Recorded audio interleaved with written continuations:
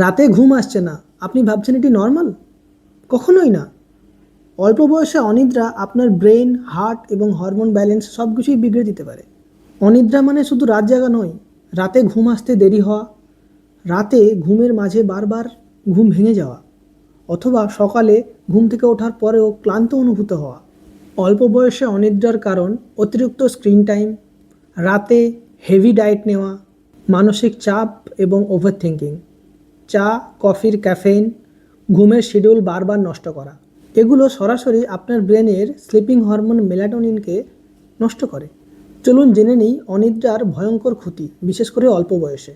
Brain damage, concentration কমে যায় এবং স্মৃতিশক্তি দুর্বল হয়ে যায়। হরমোনাল ইমব্যালেন্স, স্ট্রেস হরমোন বা কর্টিসল লেভেল বাড়ে, আপনার ওজন বাড়তে থাকে, আপনার স্কিনটা অনেক ডাল হয়ে থাকে। Mood disorder, anxiety, irritation, anger issue, depression এগুলো বাড়তে থাকে।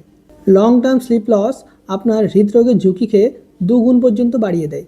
ইমিউনিটি উইক, সহজেই ঠান্ডা, কাশি এবং ইনফেকশন হয়। অ্যাকাডেমিক এবং ওয়ার্ক প্রফেশন ডাউন, প্রোডাক্টিভিটি কমে যায়, তাই ভুল হওয়ার সম্ভাবনা অনেক গুণ বেড়ে যায়। অনিদ্রা কমানোর সবচেয়ে কার্যকর অভ্যাসগুলি হলো স্ক্রিন অফ রুল, ঘুমানোর 1 ঘন্টা আগে ল্যাপটপ বা মোবাইল বন্ধ রাখুন।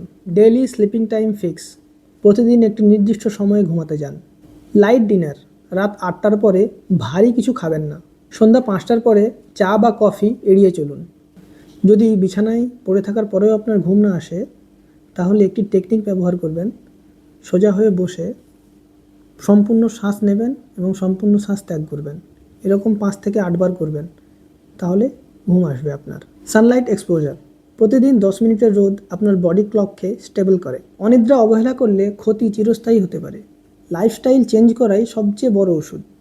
আপনার যত ভালো রাতে ঘুম হবে, তত দিন আপনার ভালো যাবে। ধন্যবাদ।